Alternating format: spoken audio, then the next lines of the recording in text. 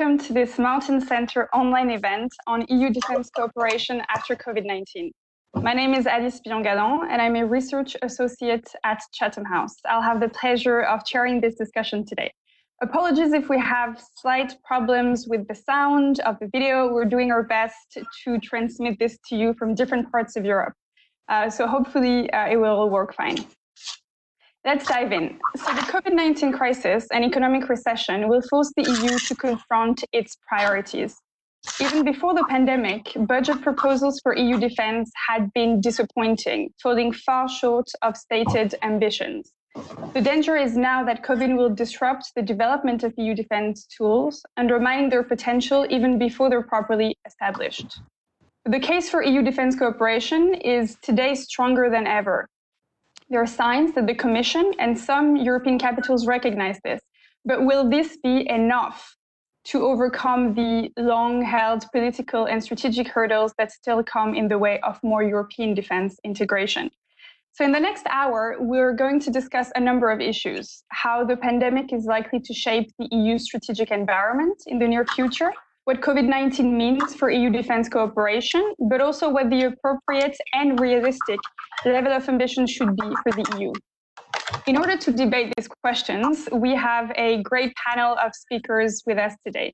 Our first speaker is Mr. Radoslav Sikorski, former Polish Minister of Foreign Affairs, as well as Minister of National Defense.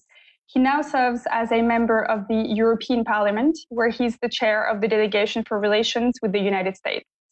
Our second speaker is Professor Jolyon Haworth, who's currently the Jean Monnet Professor of European Politics at the University of Bath, as well as a visiting professor of political science and international affairs at Yale University. And finally, last but not least, Dr. Niklas Novaki will be our third speaker. He's a senior research officer at the Mountain Center, where he specializes in EU security and defense policy. Before we start, let me just remind you that you can submit questions for the event using the chat function. And please note that this event is obviously on the record and will last approximately 1 hour. Let's dive in.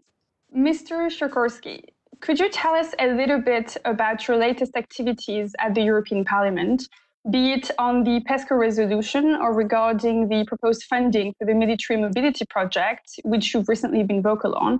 And as a former Polish defense minister, I'd also like to hear your thoughts on the state of transatlantic relation and how you think it impacts Europeans' appetite to become more autonomous. The floor is yours. Thank you. Well, I agree with your introduction that the COVID pandemic has persuaded many Europeans that we really can't rely absolutely on the United States for a very simple reason. This was the first major global crisis in which not only the US was not an exemplar to follow, but refused to lead on.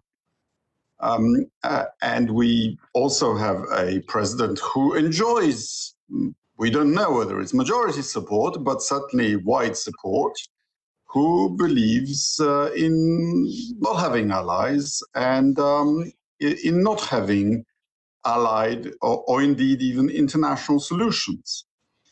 I think he's also right on some issues, namely that Europeans have been free riders in the area of security for far too long.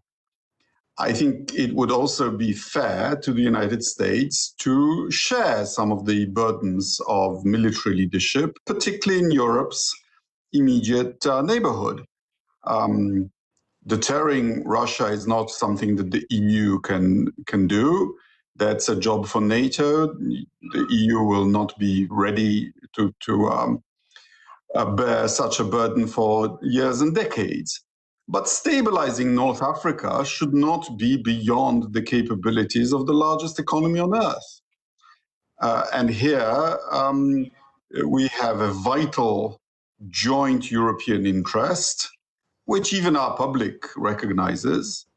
And I think it's something that the EU would perhaps welcome. And this is why I am so alarmed and disappointed in the direction of discussion and of proposals emanating from the Commission presented in the multi-annual budget, because defense is expensive and your priorities are in the budget, in the money. And the first Commission proposal from 2018 envisaged a European defense fund of 13 billion for 7 years, and military mobility of 6.5 billion. The entire security and defense heading was to be 24 billion. The latest heading is 29 billion, but 10 billion of that is supposed to be health programs. And another 3.4 billion union civil protection mechanism.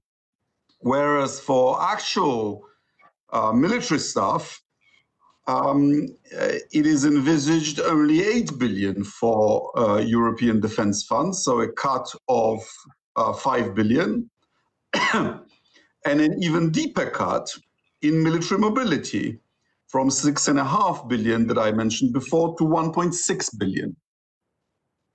And military mobility is, of course, absolutely crucial. I mean, what's the point of having forces if you can't bring them to bear on the battlefield or the theater? So I fear that for short-term reasons, we are all spooked by this virus. We are denying ourselves mid-term opportunities and benefits of becoming autonomous strategically, which is what the Commission declares, but doesn't actually propose in the budget. I will end here just by recommending to you a paper that was written at my request by Dr. Niklas, because I believe that we should be going in the entirely opposite direction. Namely, we should demonstrate to our public that Europe can kick butt, that the action against Somali pirates during Operation Atalanta, which was successful, could be an example to follow, that we could show our public that the defense spending has practical benefits for us. And that's why I commissioned the paper on a European Legion, a European unit that, at the request of the Foreign Affairs Council, could actually be used in our periphery. But I'll let Dr. Nicholas elaborate further. Thank you. Great. Thank you very much for your opening remarks, which already give us a lot to discuss. Professor Howarth, I'd like to hear your thoughts on what European strategic autonomy means to you for the EU and in a post-COVID world, and maybe building on what Mr. Sikorski was just explaining, how do you see EU defense cooperation developing going forward? Is it a more ambitious vision or a sort of lowest common denominator objective? The floor is yours. Thank you very much, Alice. I'd like to endorse what Mr. Sikorski said about the effects of COVID for a start. I mean, the situation both in terms of Europe and globally remains very fluid, so we should avoid over-hasty conclusions. We've seen major tensions between nationalism, which was the default response around the world, close the borders, hunker down, and regionalism and globalization as alternatives. And the pandemic itself doesn't respect borders, and the only solution has to be through international cooperation. So those two elements are fundamentally in tension. As far as EU relations and strategic autonomy is concerned, many commentators, in most cases those who are already skeptical about strategic autonomy, have insisted that the COVID-19 crisis has knocked the final nail in its coffin. If only because failing defense budgets and falling defense budgets mean that the project becomes even more unrealistic. This is a totally false argument. The case in favor of strategic autonomy is overwhelmingly historical and geostrategic.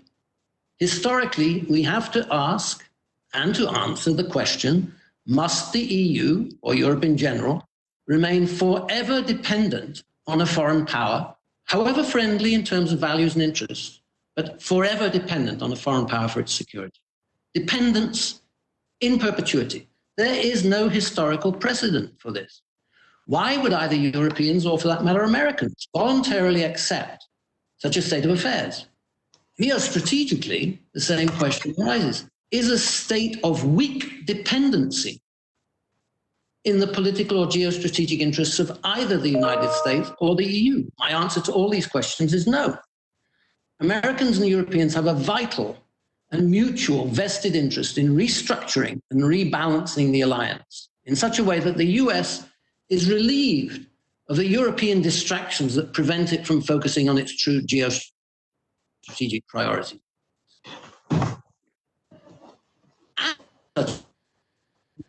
Are able to achieve the stabilization of their neighborhood, east and south.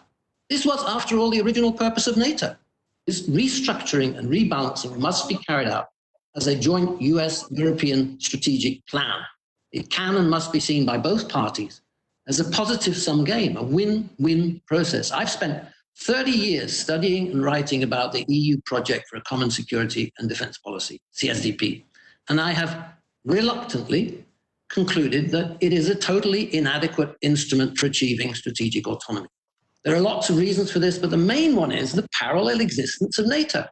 As long as NATO exists as the main instrument for collective defense, CSDP can in minor regional crisis management operation. Strategic autonomy is way beyond its reach. If strategic autonomy is the aim, and I believe it should be, and that it is in the interests of both Europe and the United States that it should be, the only way to go is via what Védrine, the former French foreign minister, called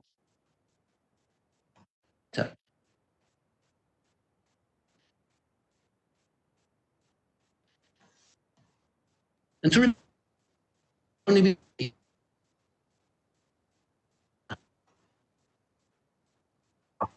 target date of 29, the 100th anniversary of NATO, as a realistic deadline. I think there are signs, important signs, that the internal geostrategic debate in the United States is heading in this direction, and the time to start planning for it is now. Now, I'm very far from confident this is likely to happen. It has massive obstacles to overcome, one of the most challenging being that of convincing the Central and Eastern Europeans of its wisdom. But I'm convinced that we either engineer the Europeanization of NATO, or we continue indefinitely with the alliance tearing itself apart over burden sharing and who does what, which is a situation that's intolerable for both sides. But in this context, and I'm moving now to my final point, the Franco-British relationship shows some potential to be a positive factor. For over a century, cooperation between France and the UK has been central to any European defence arrangement. This has been true despite decades of serious rivalry and fundamental misunderstanding. Notwithstanding Brexit, geostrategic realities suggest that the two countries may increasingly find themselves developing similar responses to emerging security challenges. And there are three reasons for this. The so-called special relationship is the first one. Despite Brexiteer illusions, the UK is going to find itself less and less special in Washington. Second reason is about strategic autonomy. What is Brexit other than an attempt to gain greater autonomy? The Brits are kind of playing with the same game. And thirdly, the recent abandonment of attempts by the European Union to engineer inclusiveness and unanimity in its collective defence policy. The emphasis now is on coalitions of the willing, and the Brits are on board with them. All these factors provide a new frame in which French and British strategic thinking could converge. In the recent paper with my Harvard colleague, incidentally, I left Yale 2 years ago. I've been at Harvard for the last 2 years. You've got your little affiliation slightly askew there. But with my Harvard colleague, Adrien Abecassis, we argue that we'll increase to avoid prioritizing Europe as the focus of its defense policy. We also argue that France is increasingly positioning itself as a balancing power in an emerging multipolar world, which is embracing the strategy very, very similar to that traditionally played by the UK with respect to Europe. Now, we don't claim that Franco-British strategic convergence will take place, but we outline the circumstances under which it could take place. For it to happen, the UK would have to emerge from its long-term ambivalence and decide that its most vital strategic interests lie in. Would that not be the supreme irony of Brexit? The Europeanization of NATO could be a project that would draw France and the UK together. The UK's role, after all, in Europe has always been about defence, and that is not going to change with Brexit. Thank you. Great. Thank you very much, Professor Howarth. I think we may have had a little lag between your video and your sound, but I think we understood the gist of your argument, and we'll be able to come back to some parts of it during the questions. I'd like to turn now to Nicholas, Dr. Novaki. Let's now focus our discussion maybe more specifically on the ongoing MFF talks as they relate to initiatives such as the EDF, the European Peace Facility, or military mobility, which Mr. Sikorski already mentioned. You've been writing about this recently. Could you maybe tell us a little bit more about that and what you think would constitute a really ambitious plan for the EU? And could you also tell us a little bit about the current state of CSDP more broadly? Thank you very much, Alice. And first of all, let me say that I'm very happy to be here today to discuss this topic with all of you. I think it's a very important time and moment in history to talk about the future development of CSDP and EU defense more broadly, given the challenges we're facing.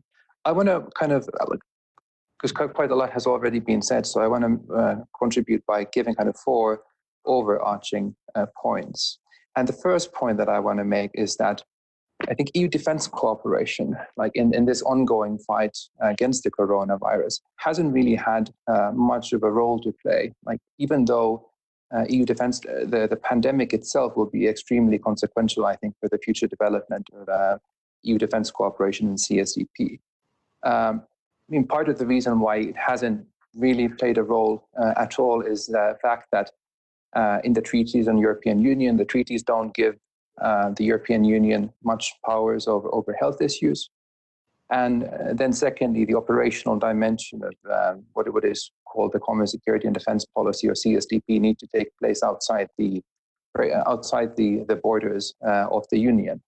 And which kind of leads into the situation that there's not much that EU defense cooperation or CSDP can or has been able to do so far to tackle the coronavirus. The main thing that has emerged so far is this task force within the European External Action Service run by the EU military staff, which has been set up to help coordinate the various national military support efforts to civilian authorities to help fight the coronavirus. But that's about it so far, when it comes to the CSDPs or EU defense cooperation's contribution to the fight against the coronavirus. The second point that I want to make is that the general impact of the coronavirus on EU defense will be negative. I don't think there's any question about that. But the consequences will probably be manageable, in my opinion. And we've already been discussing the MFF a little bit, and I do think that the most pressing short-term concern is indeed the outcome of the 2021-2027 MFF talks, and especially as they relate to the various EU defense cooperation initiatives, the funding levels of which haven't yet been fully finalized. And these initiatives are, of course, military mobility and the European Defence Fund, and then the European Peace Facility as well. What was encouraging was that in the European Commission's most recent draft MFF proposal, the funding levels that were proposed for the European Defence Fund, military mobility, and the European Peace Facility was not mentioned. But for the other initiatives, it was about the same level where they were in European Council President Charles Michel's negotiating box document that was published in February, so just before the coronavirus lockdowns were put into place in Europe, which is encouraging. But I think there's a real possibility or danger given the political situation across Europe at the moment, and especially given the extremely heavy economic cost and depleting resources that the coronavirus has inflicted on the EU as a whole, but in individual member states, that when the European Council next month will again discuss the MFF, that some of the funding levels might go down, unfortunately, again. However, there are signs for hope, and some of those signs have already been mentioned. It was very encouraging to see that the defense ministers of Germany, France, Italy, and Spain sent a very strong, a very well-written joint letter to High Representative Josep Borrell and their European colleagues on the necessity of developing European defense cooperation in an ambitious way, even at times of the coronavirus. And they specifically highlighted the importance of having an ambitious EDF as well. And then the cross-party joint letter by 45 MEPs, including Mr. Sikorski, to the High Representative, the President of the Commission and the Budget Commissioner, on the necessity of ensuring that there will be adequate funding for military mobility in the next MFF, are encouraging signs to me. I've heard that there's probably a compromise in the making because France, especially, is pushing for an ambitious EDF at the moment. But in order for EDF to be funded at an ambitious level, and it has been reported that France would like to have that funding at least at the level of 10 billion euros. So for something like that to happen during the European Council talks, there would have to be some sort of compromise and some kind of sacrifice with regards to the other defense initiatives. And I think it's possible that we might see the EDF funding level going further up in the European Council, but then the level of funding for the European Peace Facility going drastically down or disappearing altogether. And that might explain why it wasn't mentioned at all in the European Commission's draft proposal. But we'll find out next month. The third point that I want to make is that the coronavirus pandemic will also decrease the EU's military readiness somewhat, I would think, with regards to crisis management. But this decrease of readiness will also be manageable to a large extent. In previous times when Europe has been hit by economic downturns, and I'm thinking of especially the 2008 global financial crash and then the following European debt crises, we've seen that European countries' interest towards out-of-area crisis management has decreased quite a bit, which means that we saw significantly less operational activity within the area of CSDP after the 2008 financial crash, and then force generation problems for EU operations also increased. And I think this might be the case, or will almost certainly be the case now as well, given that the economic situation across Europe is worsening. Resources will become tighter, and then the appetite and the political willingness for governments especially to invest and contribute to operations that might not directly relate to their own immediate national interest, it will become more difficult. However, it doesn't mean that European crisis management will halt or cease completely. At the height of the financial crash in December 2008, the European Union launched Operation Atalanta to combat Somali piracy, for example. And at the end of March this year, when we were already dealing with the coronavirus, Operation Irene in the Mediterranean was also launched, which suggests that, the operational dimension of CSDP is still up and running and functional. However, I do think that one possibility also is that the coronavirus might further increase this trend away from CSDP as a crisis management framework to other European non-EU frameworks. And we've seen, especially since 2013, 2014, when France's interest towards this framework has been decreasing, because France was a little bit frustrated that it didn't get the level of support that it wanted, especially in Mali and then in Central African Republic, that it has done things on a national basis or by forming coalitions of the willing. So that might then, if there isn't clear added value going forward in CSDP. That might also be the case again. But here again, I think Mr. Sikorski's idea of a European Legion would be one possible solution for kind of mitigating this threat and trying to keep the CSDP framework active, alive, and relevant. Lastly, the fourth point that I want to make is that I think the coronavirus, very importantly, will quite significantly expand the agenda of EU security and defense policy, especially by bringing health security and the security of supply as major discussion points on the EU's agenda. And I think going forward, the EU, EU foreign ministers, EU defense ministers, and the Union more broadly need to discuss how the EU security and defense policy can contribute to the health security and to the mitigation of possible other future health challenges like the coronavirus in the future. If the CSDP or EU defense cooperation wants to sustain its rather high level of public support that we've seen like one year after another. The problem with the existing measures that EU defense have been done in the context of EU defense cooperation with regards to the fight against the coronavirus is that they are not very visible. And I think there should be something a little bit more visible that also kind of captures the public eye, people's imagination, and symbolically also shows that like Europe is doing something at the security field also to address this challenge. Mm-hmm. And I think something that would be worth discussing going forward is the establishment of some kind of European medical rapid reaction force, perhaps in the framework of PESCO, that could then be used not just in the framework of CSDP, but then also in other frameworks to address not just pandemics, but perhaps the medical consequences of a possible terrorist attack, for example, to show that, I mean, Europe is acting in solidarity and effectively when a crisis hits. Great. The second... Sorry, go ahead. Yeah. Just the final point was that is this security of supply, which I think the EU needs to fundamentally also discuss. Because the EU doesn't really have a security of supply strategy at the moment.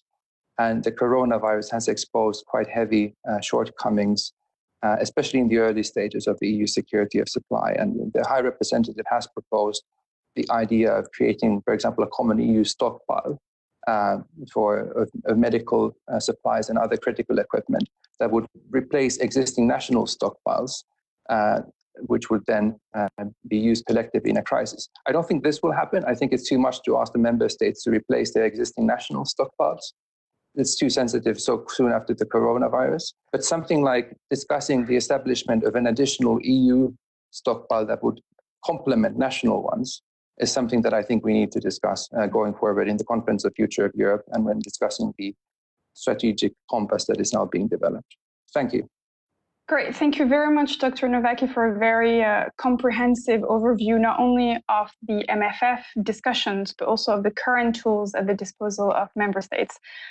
We'll quickly open up the floor to questions from the audience. We've already had a couple of very interesting questions that I'd like to come to.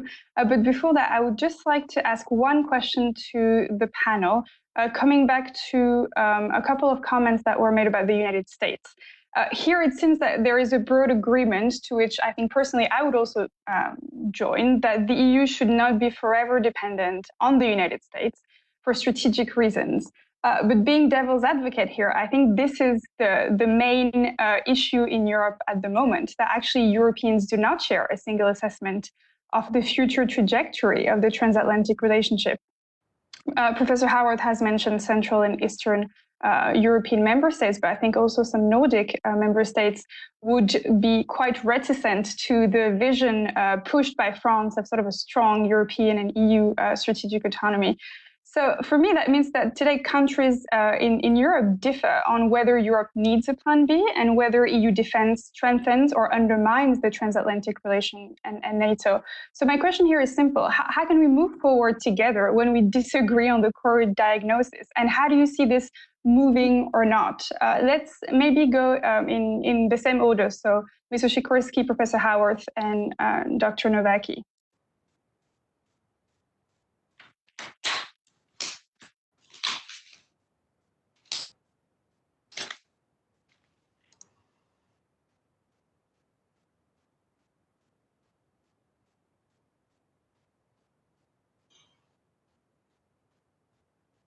Hello?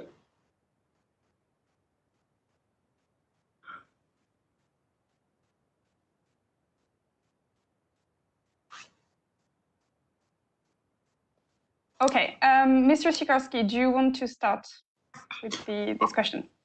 I thought there was going to be a question from the floor. No, I'll just ask you that question about the United States first to get us going, and then we'll take questions from the floor. Ah, right. Well,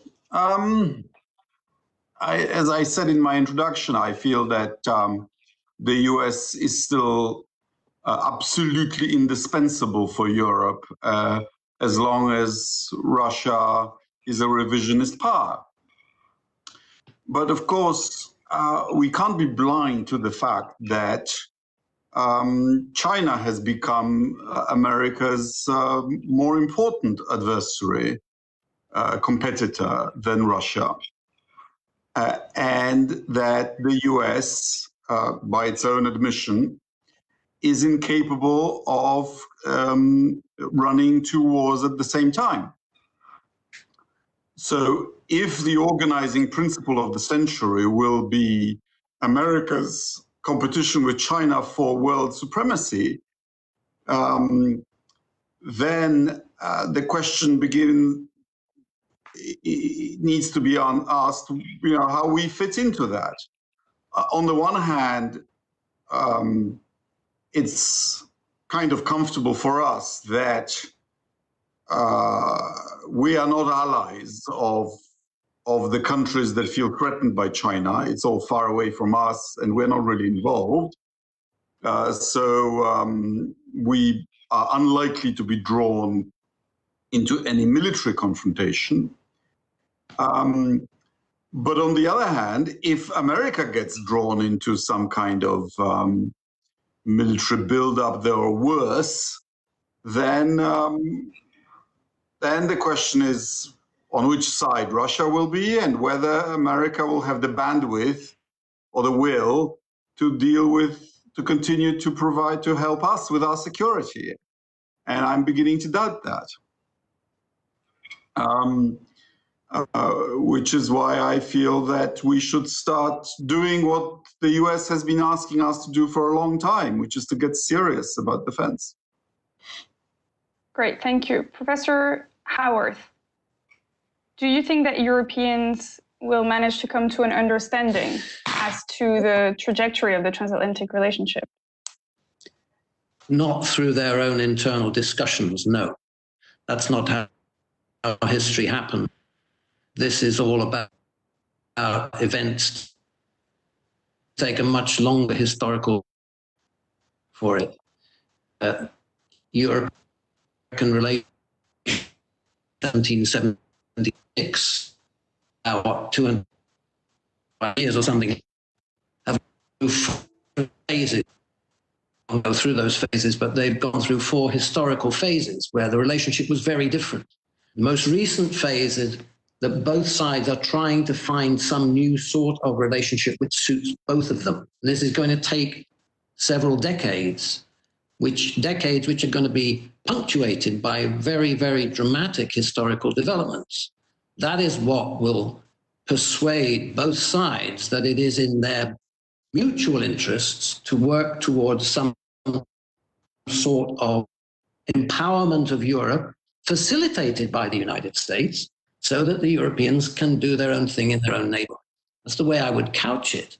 The China thing, I think, is going to work in both directions, because, as Mr. Sikorski was saying, we are going to find ourselves disagreeing with the Americans on the level of European commitment to follow American grand strategy in the East and South China Seas. We're not going to do that, and we're going to come to disagreements about that. But that doesn't have necessarily any bearing on the way in which Europe will prepare to stabilize its own neighborhood. And I insist that Europe should stabilize its own neighborhood, both East and South. Now, when Mr. Sikorski and many, many others say Europe will never be able to confront Russia, I just do not see the historical reason for saying that. And we can go into that in great detail. I mean, the amount of spending, the amount of preparation, the size, the relative health of these two blocs. I feel that within 20, 30 years, there is absolutely no reason why the European Union or the Europeans collectively and Russia cannot come to a sensible understanding about their own mutual shared interests in a multipolar globalizing world. Great, thank you very much. Dr. Novaki, do you want to add to what was said about sort of intra-European discussions on the transatlantic relation? I think the future of the transatlantic relationship and especially kind of how to fit China into it will probably be the most difficult issue, like for EU foreign policy, not just for EU foreign policy, but for broader, I think, European foreign policy. Simply because, I mean, there's so many different perspectives and interests vis-a-vis like individual European countries on China at the moment. And for the time being, at least, it's been extremely difficult to find a way of putting those positions all together. I think kind of for us, first of all, to have a common European policy vis-a-vis China, not to mention a common transatlantic one, like something really like something rather dramatic like needs to happen that would then usher Europeans towards a common transatlantic policy.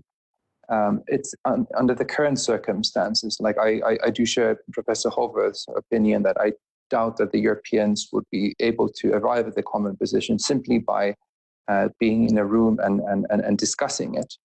The transatlantic relationship and the relationship with the United States has been kind of forged through events, and I think that we have to kind of reforge that relationship through events also in the future, probably as well. There's been talk about like Europe having its own kind of Sinatra doctrine, going its own way vis-a-vis China. But I don't think this would kind of be simply about Europe having its autonomous policy. I don't think this is not really a doctrine. I mean, it's not enough to simply saying that you want to have an autonomous policy on something doesn't make it a doctrine. I mean, it makes it a starting point. And I think we're going to have a very difficult, very serious discussion of like how, first of all, we're going to think about China together, and then like how we can be a more credible, effective, and interesting partner with the United States, because it's not at all guaranteed that the Americans would always stay interested and willing to help Europe if needed. Great, thank you very much. We have a couple of very good questions from the audience. Let me start with a question by Eileen Schiefer, who asks, do you think efforts for European sovereignty or strategic autonomy will increase post-COVID, and by whom? And I think that sort of takes us back to something that I think, Nicholas, you mentioned, which is the need for a strategic compass and for some new impetus. Who is going to lead that? Professor Howarth was mentioning the potential Franco-British motor, but that would have to be outside of the EU. Is there any dynamic in Franco-German? Is it the Weimar Triangle? Can we have the V4 step in and push things further? Who do you think will be leading sort of the post-COVID EU defense battle, if anyone? Shall we do it reverse order? Nicholas, do you want to start? Sure. I do think that we're probably going to see a stronger push towards strategic autonomy, like after the coronavirus. And in some ways, we've already seen it. I mean, if you follow EU foreign policy and EU security policy, I mean, you've probably noticed that the use of words like resilience, strategic autonomy, security of supply has increased like quite dramatically in recent months. But I don't think that, I think the push will come increasingly, the push for more strategic autonomy will come from these new areas that I mentioned at the end of my opening remarks. So health security, security of supply, making sure that Europe has the autonomy to also supply its own, the countries in the continent in times of crisis, as opposed to having to rely on outside solidarity, rather than necessarily like being focused on efforts within the area of EU defense cooperation. I think the kind of scope of strategic autonomy will expand quite a bit going forward. Mm-hmm. Beyond the pure realm of security and defense. Yes. Professor Howarth. Yeah, I think that the the new developments that Nicholas referred to, security of supply, health security. Nobody has yet mentioned climate. I mean, I see climate as the huge giant that is sort of laying out there across the horizon waiting to come and dump on us, because that is as big a threat, much bigger threat actually than coronavirus, and we've been dealing with it for some time. We need to deal with that in the same way, because that is, nature is a much bigger threat to us than our neighbors are. But it's all about leadership. I mean, this question is really about leadership, and that has been a problem that has befuddled the Europeans forever. Who is, and which combination or which individual state or whatever. And that's not the way Europe functions. So I think leadership is something that will have to be shared, and it'll arise out of these same historical events as we move forward. I think that there will continue to be a serious push from the United States. I won't go into the strategic debate within the United States unless there's a question about it, but I think it's a very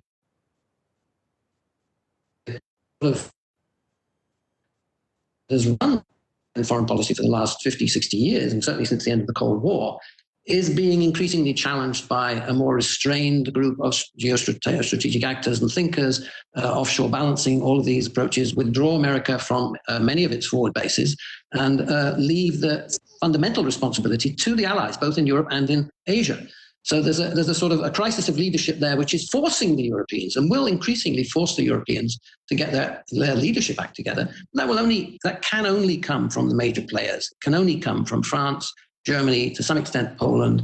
And I put the UK in there, not because I was born British, although I'm now French as well, but because we cannot simply assume that the UK will remain in a state of total chaos forevermore. The UK is going to have to get serious about European security and defence, and will have to play a part in whatever emerges. And the UK can play a leadership position, particularly in combination with France and Germany, and to a certain extent, countries like Poland and Italy. So that's the way I would see it going. But, you know, there's a long way to go. Thank you. Mr. Sikorski, who will lead this push for more European strategic autonomy? And what role do you think Central and Eastern Europe should have? I hate to disagree with both of my previous speakers, but I think Britain has already made a strategic choice to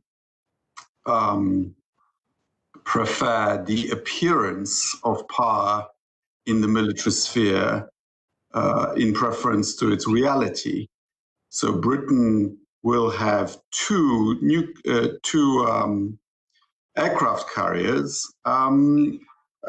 which are not deployable in Europe, that are deployable in the Atlantic, as a way of supporting, playing second fiddle to the United States and nursing the illusion of a special relationship. As regards the European theatre, Britain can now deploy one brigade, and that this doesn't give you that much influence. And I don't see how that can be augmented in future, given that Britain will be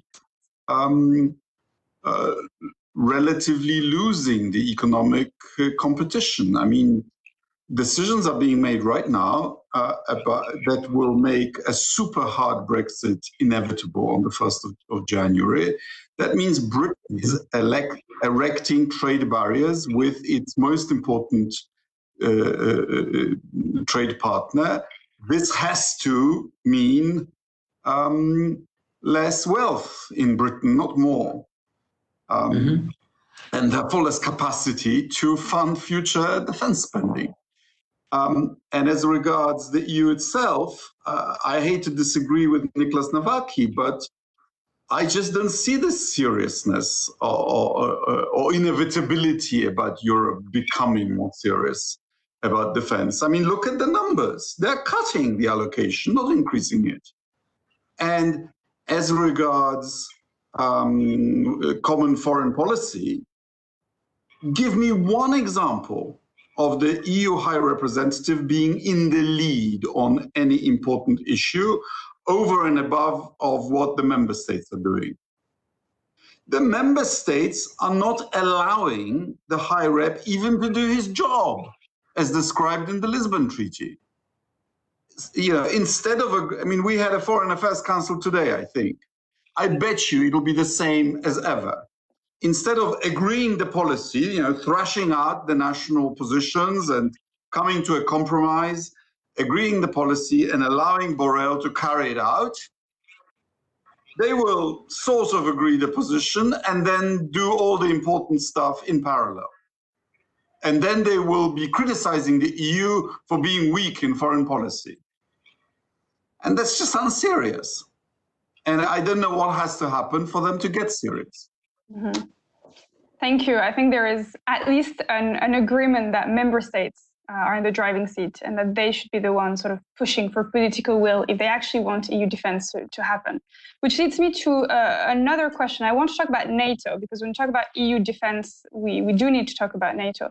There is a question from either Pascal Guérin or I think NATO's Andrew Budd, who asks, would the Europeanization of NATO not just result in a weak alliance of nations, more interested in soft rather than hard power, and with no real understanding of joint operations against a peer state adversary, and an unwillingness to spend the money necessary to achieve it?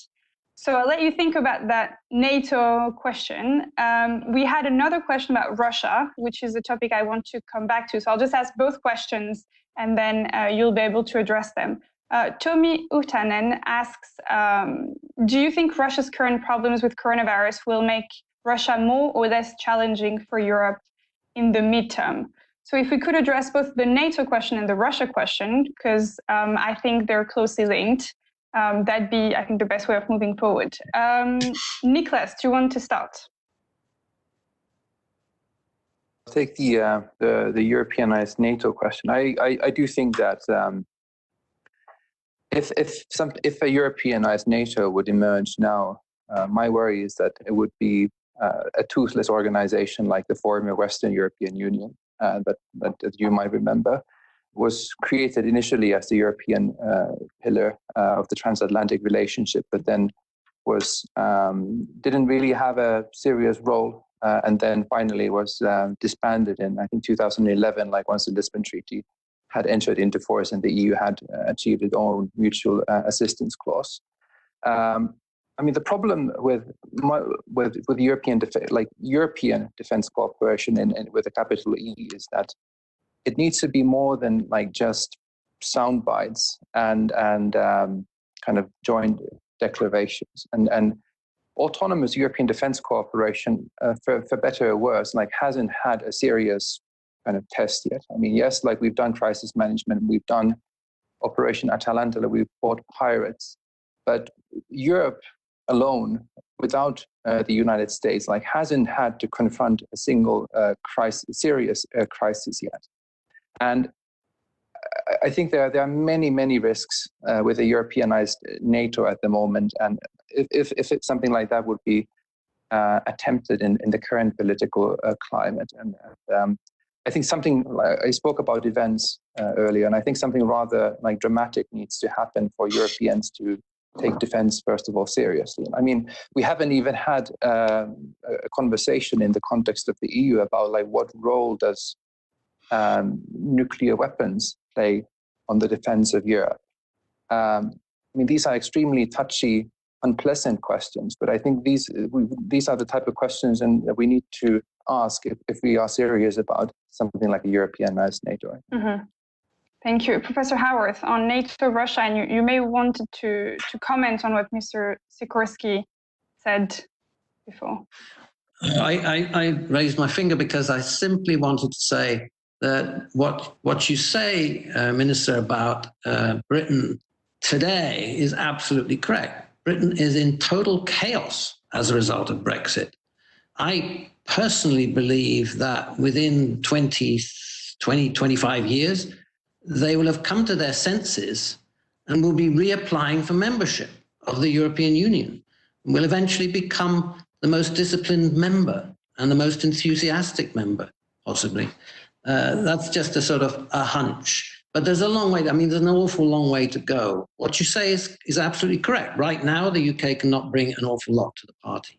On the issue of the Europeanization of NATO, no, obviously, if this were simply to become the CSDPization of NATO, handing over the Americans leaving and NATO becoming a kind of upgraded CSDP, then that wouldn't be any use at all. It would be completely useless.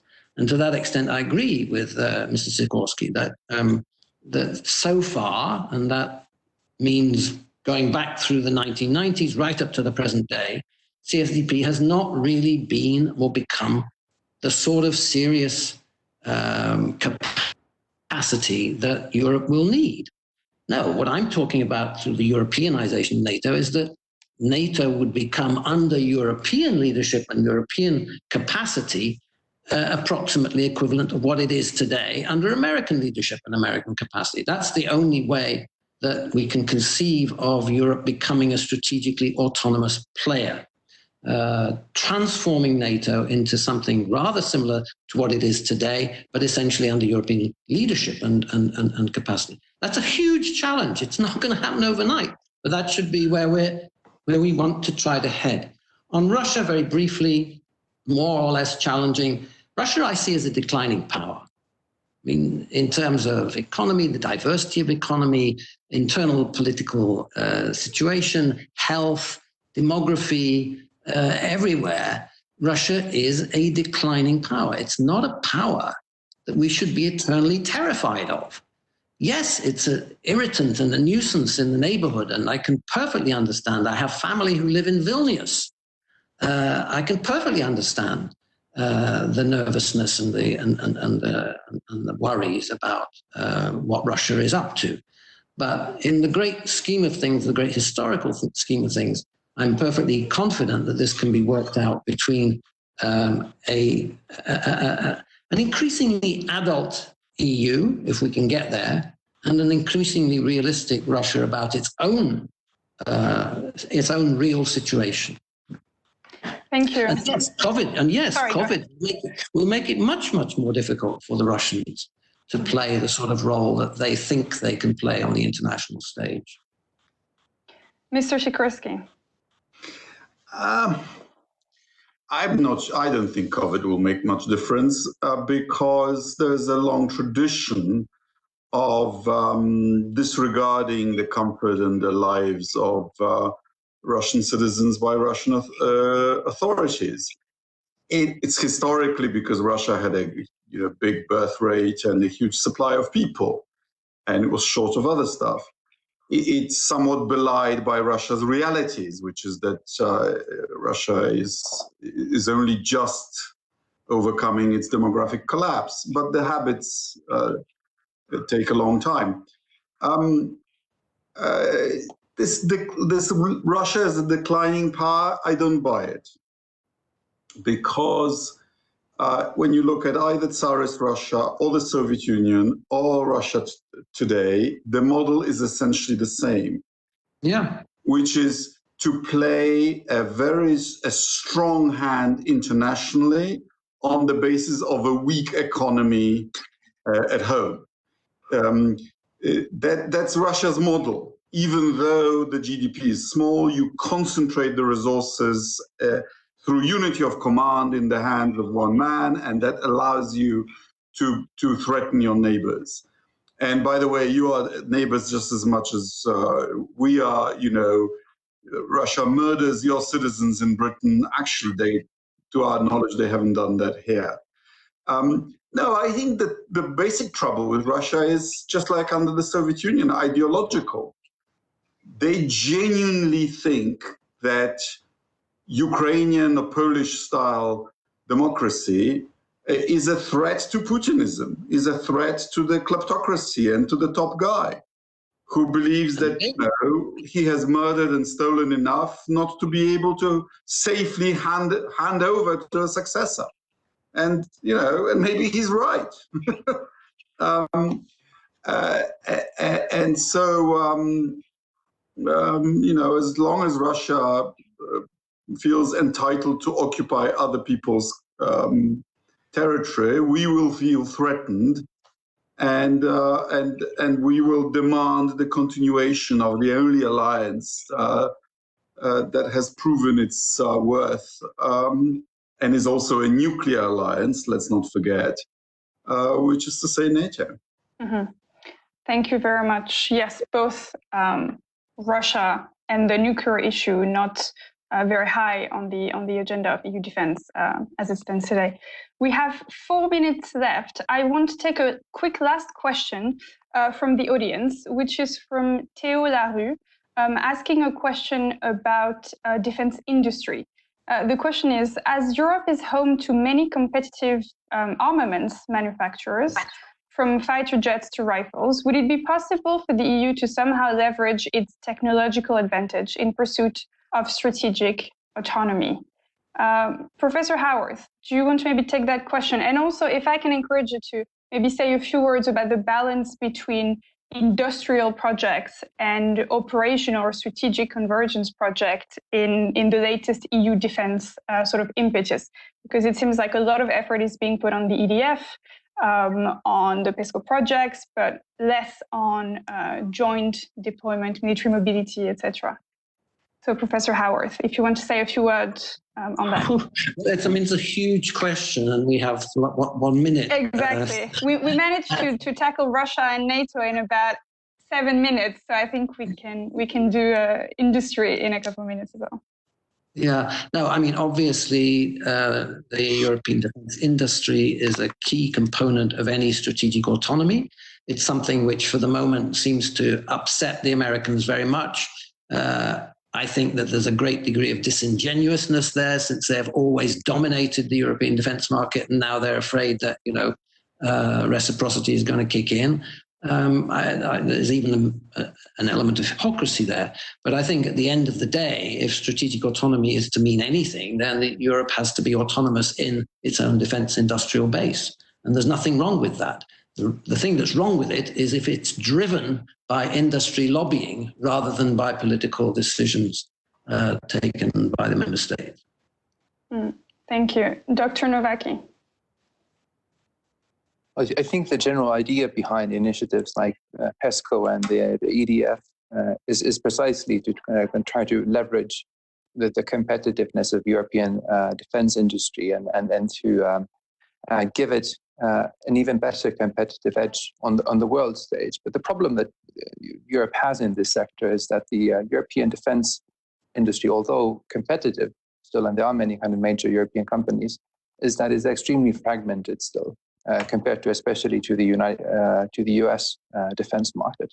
And especially going forward with regards to, for example, developing major next generation weapons platforms like fighter aircraft, that's extremely expensive, very R&D heavy. And it's difficult if you have multiple competing projects like they are at the moment in Europe to sell sufficient quantities of those platforms, like once they are ready, to keep them competitive. Mm-hmm. So yes, I think PESCO, EDF, they can absolutely make a contribution like in this regard. But I think we like still need to kind of have a discussion about like what to do with the fragmentation. Interesting. Mr. Sikorski. I confirm, according to my knowledge, US companies would be unhappy about losing even a small share of the huge part of the pie that they already have in Europe's defense spending. And on the other hand, as Niklas said, our economies of scale are not big enough. One Middle Eastern potentate once explained it to me, that pound for pound or euro for euro, European equipment is simply more expensive because our production runs are so much shorter than American ones. And it's because US companies are bigger, their own defense budget is bigger, and so on. So I'm afraid we need to find niches where we will be world-class and where we will produce in Europe. I'm not sure we can produce a competitor to the F-35, for example, or whatever comes after that, if ever. Thank you. So yes, more to be discussed on European defense industry specifically. We're already past time. I just wanted to ask you one question as a concluding remark. How optimistic would you say you are that EU defense can deliver any meaningful results by 2030? And let's not start defining meaningful results because we'll be here for another hour. Niklas, how optimistic are you today? Today, I'm cautiously optimistic. Okay. Professor Howarth? Very pessimistic. And Mr. Sikorski? I'm pessimistic, but there is the British saying and faith in events, my dear, events. Great. Well, I think that's a brilliant conclusion to what was a very honest discussion on the state of EU defense, both going into the detail of the MFF, but also talking about broader strategic and geopolitical considerations, which I think are often missed when we talk about the nitty-gritty of EDF financing. Thank you so much to our three speakers. Thank you to the Martin Center for organizing this discussion. And finally, many thanks to you for watching this webinar and for all your very interesting questions. We hope to see you again. Goodbye.